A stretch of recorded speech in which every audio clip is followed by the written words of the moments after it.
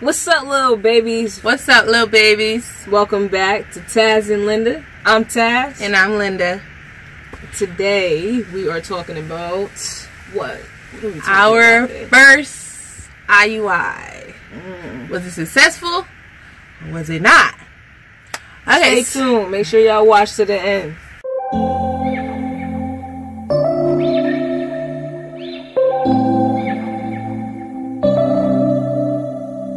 September we met, I could tell by your smile.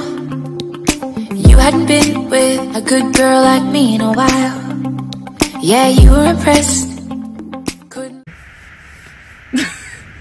Okay, so we did try for IUI because a lot of people have been asking us, you know, when are you guys gonna have a baby and all of that? Are you guys gonna have a van baby? Anyway, so a while back, about 6 months ago, we attempted to, or we did, we had an IUI. So it was in April. Yeah, I think it was the 13th of April. Yeah. Okay, so the 13th of April. So we had the doctor's appointment. We had everything set up for it. And we were just like over the moon about it. Like just the opportunity to do it was just awesome. Like we were freaking excited as hell. And we were just like, oh my gosh, you know, if this happened, this is great. If it don't, you know, we can try again. Yeah. So a week into it, we had everything set up, and then we forgot to order our shipment in time. So we ordered everything else. We ordered well, actually before this, we were supposed to order our shipment by ourselves and then go to the hospital and then get it done. But we ended up ordering the shipment late. So we ended up changing our mind and doing it at home. So we canceled everything we did at home. We ordered every single thing we needed. We ordered the syringe. We ordered OPK tests, which is the ovulation test. We got a speculum. We did all of that because we asked questions and, you know, we did a lot of research and we decided that we were going to do it ourselves. So come to find out, though, when we ordered our sperm, my OPKs were showing positive, and then the time we put to order it, I actually ovulated ahead of that time. So I had to go into our account and try to get it here as soon as possible. When I tell you guys, we spent a shitload of money trying to get that thing here on time, and it still did not get there on time. Like, on time for when you're ovulating means 2 days ahead of your ovulation. Correct. But not the day of your ovulation, because you just never know when you're going to ovulate in that time, or if you have already ovulated. I think you were like closer towards the end of your... Yes, I was closer to the end, because when I took the test, when I took another OPK test before we did the insemination, it showed the line wasn't as dark as it was yesterday or that morning. So that means I ovulated between the 12th and the 13th, which is that morning of the 13th. But the morning of the 13th, we got the shipment at 3 p.m. on the 13th. Now, I was so like a little pissed because I'm like, dang, we thought it would be on time because we spent so much money trying to get it on time. So when the shipment finally arrived, I had to text her because she worked like 5 minutes from where we lived at. I called her. I said, babe, it's here. And she rushed there. And like right after it came, she rushed home like about literally 5 minutes after it came. So we laid down and everything. I hope we still have parts of the video so we can put it in, or pictures, because we took lots of pictures and all of that just in case it did happen, because we were just still hopeful about the whole situation. Really, really hopeful. So what happened when you got home? She was all like ready. She was just like, it's here. I'm like, it's here. She's like, it's here. I was like, oh snap. And it's like, it's this box. And it was like this huge yellow. Yeah, like it's like something container. It's not like what you would think would be shipped to the house. Like it wasn't nothing like what I imagined. But anyways, the hilarious part was the delivery guy. All he did was like drop it off and just sign. I guess it's weird to see that you're getting a shipment of sperm. Yeah. Because I guess he knew it was going to happen right away. He just looked at me and then I signed the paper and I was just like, thank you. And he was like, you're welcome. And I was just like, okay, he knows. Yeah, he get blowing hints. But yeah, I came, I think, what, after that? Yeah, she came like no more than 10 minutes after that. She went on her lunch break. So it was, what was it? What was freeze ice? It was what in nitrogen. Nitrogen? Is it nitrogen? Whatever it's called. It's cold. I know what it is. It's okay, whatever. Yeah, we'll put the name. Yeah. I can't remember. I think it is nitrogen tank. It's a nitrogen tank. So it's in a nitrogen tank, and while it's in there, it's super cold. So you gotta pull out the sperm, you know, pretty much, and then you gotta let it thaw for a few minutes. And once it got thawed, that's when it was like showtime. It was like, all right. We had to pull it out with the syringe out of the. Yeah. Now the syringe thing, I will say, it was a bit tricky for me, like. Because we had the actual IUI syringe. Correct. Like, it was the syringe, and then there was the IUI tip at the end. And we had the speculum. She did everything perfect. Like, everything was perfect. She thought, she was freaking out there, and she was just like, babe, I don't know. And she had to rush back to work, even though she didn't have to rush back to work. She went back to work, and she was feeling really, really pissed about it. Yeah. But we pretty much just laid down. I didn't feel too good about it. Like, I feel like I did what I did, but like I wasn't sure if it was gonna work, you know. So as soon as she got home, I was laid down.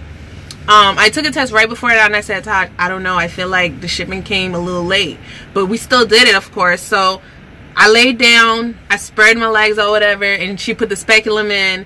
It opened me up, and she could pretty much see straight through it. And then she just pretty much got the sperm out of the syringe and just slowly put it in. And right after she was done, she just did not have a good like thought. Like, she just thought that she did it wrong. Personally, like I said, I thought she did it right because we followed every step that was given to us. We did everything perfectly right.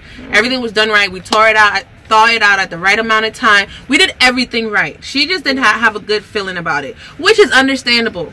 So right after she was done, she was gone, and my legs were up for about 30 minutes. Literally, I was just sitting there, and I was just having like positive vibes. I was like, and then I ended up texting. I was like, babe, you did a good job. Like, I feel like you did a really good job. Now, the only problem is we were not confident about the whole thing. Mostly because I wasn't confident because I had my OPK test was a little bit more on the negative side. That it was more on the that's Macy. It was more on the negative side that when he brought the shipment in, and she wasn't feeling comfortable because she felt like she rushed it because she went right back to work. She wasn't there with me. I felt like I should have stayed with her. Yeah. For that extended period of time, you know, just to ensure everything was kind of like going well, and like I just felt like. I don't know, like, I felt like between, like, getting the shipment late and everything, I don't know, it kind of gave me off feelings. So, yeah, we were pretty much on edge for the whole 2 weeks after that. That was a long wait. We were on edge. We were like, oh, my goodness, you know. And then when it got closer to the time, she just kept saying, you know, I did it wrong, and this and that and that and that. And in the back of my head, I just kind of knew what the real problem was, because I started feeling symptoms, but I'm like, I don't want to get carried away because I don't think they're real symptoms and this and that and that and that. And so when the 2-week finally came, about 11 days after we tried it, I was spotting, and I figured, maybe this is implantation spotting or whatever. Yeah. But it wasn't. My period came on 2 days after that. So she felt like, you know, even though when she left, I told her it was fine. I was like, babe, you did a good job or whatever. But the day off that we found out, I was devastated. Like, I was so upset. Yeah. But I knew exactly why. Like I said, I had a bad feeling because my ovulation test was more negative than that night. So I figured I ovulated the night before. So I was crying. I was devastated. Oh my gosh. Nothing would make me happy. I literally was crying for 3 days straight. Like, I did not get out of bed. It was bad. I did not move. Oh. I didn't do nothing. I was just, you just know when you want something so bad and you work so hard. And we spent so much money. I mean, like, even besides the money, it was just the effort that was put into it. And it was so many days. Like, we thought about this thing. Like, it was planned out, and it just messed up by one thing, timing. Like, we ended up getting the shipment way too late. Even though we tried so hard, we paid extra money for it to come in a certain amount of days, and it still came late. So we were like devastated. Like, I felt so bad for her because she had to go through all of it. Like, I was crying, I was pissed, I was upset, I was super angry at the world. Like, I didn't post any videos, not even on my personal channel. I was just gone. Like, I was just out of it. Like, I just felt like, oh my god, my body's a failure and this and that and that. I was just so freaking pissed. Yeah, but no, that's what, you know, I think that was the part that kind of got to me, because I'm just like, you read a lot of stories when you're kind of like in the process, and like in reading those stories you find that there's a lot of women who are going through the same exact thing. So I'm just like, it's not the fact that your body is failing you, it's really a matter, I want to say, timing. Like she said, timing was off, and that's one of the most important things when trying to conceive, is that you have the timing right. So with those OPK tests being, you know, faulty, and you know, next time we're not going to use those OPK tests. Next time we're going to use a digital, more so we know exactly, because I've been using a digital ever since after we did not conceive. Ever since that day I've been using a digital, and I've gotten my ovulation down packed. Like, I know exactly the days I ovulate now. I know all of that now. So the next time we do try, for those who are going to ask, we are going to try really soon. So make sure you stay tuned for that video. So we'll let you guys know how that works. We'll pretty much, this time we won't keep it from you guys. This time we're actually going to post it right after we try it and explain to you guys, what did we do it, what process did we use, did we track anything, because last time it was really stressful. Yeah, like, it was super stressful. But this time I don't want it to be stressful. I really want us to just take our time and like do this, like just relax, because sometimes the stress makes it worse. Correct. Like, the stress makes it like, really bad. And I think that was, hi Macy.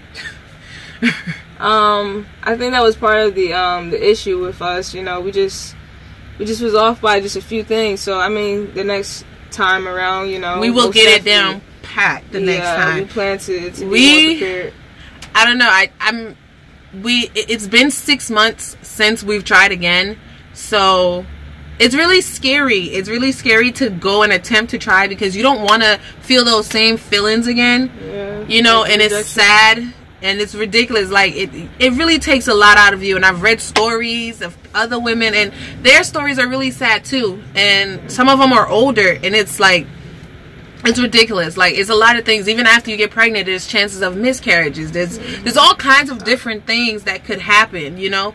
So next time when we try, we will take you guys on the journey with us, because I don't want to do it alone anymore, because the last time we did it by ourselves, we didn't let anybody know, mostly because the first time you do IUI, it usually isn't a success. Usually. I guess it hurts, you know. Yeah, and you don't want people to get excited for you and then it doesn't work, and then you gotta hear then you gotta hear other people saying, oh my god, maybe next time, and I'm just like, okay. But yeah, so next time we will share everything with you guys. We will let you guys know. We don't know exactly when we are going to try again, but we will make sure we keep you guys updated. We just wanted to share this little part of our lives with you, because we have never talked about it with anybody. Like, literally nobody knows. No family, nobody knows except Macy. Like, we didn't talk to anybody about this situation, mostly because it was so sensitive to us, and we wanted to do it ourselves. We do a lot of things by ourselves, mostly because we want to know it's genuine, and we want to know it's real. Like, this is what we want and not what other people want. So we try to do things ourselves before we expose it to the world. And it took us a while to expose it to you guys. Like I said, it's been 6 months. We have never talked about it. So that, I'm telling you guys, it really did hurt the first time, you know, just to know that you attempted and it didn't work. It makes you really feel like a failure. Like, it makes you feel like you don't have what it takes, if that makes sense. But next time we'll keep you guys updated. Whatever questions you guys have, make sure you comment down below. We'll try to answer each and every one of them before I guess before our next video, because our next video we'll answer those questions in the next video. Yeah, we'll also answer it in the next video also. If we do the IUI, if we do IUI, we'll let you guys know if we do IUI or ICI. IUI is pretty much using IUI is using not fresh sperm. ICI is using fresh sperm, which means you don't put it past your cervix. You put it right there inside of you. Correct. And IUI, you put it past your cervix, but that has to be wash sperm. So there's washed sperm and there's unwashed sperm. So one of them you cannot do. You cannot put fresh sperm that someone just did beyond your cervix because it can really be bad. So we'll tell you guys what we choose. If you have any questions for us, make sure you comment down below. We are not afraid to answer any of your questions. We are open. We have learned to pretty much deal with what we're going through, and we can't wait to start the journey again. And my birthday is in December, so hopefully we do get a BFP. A pregnancy. Hopefully we do get a positive before my birthday. I am super excited to try again. Another reason we don't tell people too is because we don't want to stress the whole 2-week wait, because I don't want to be stressed during that time.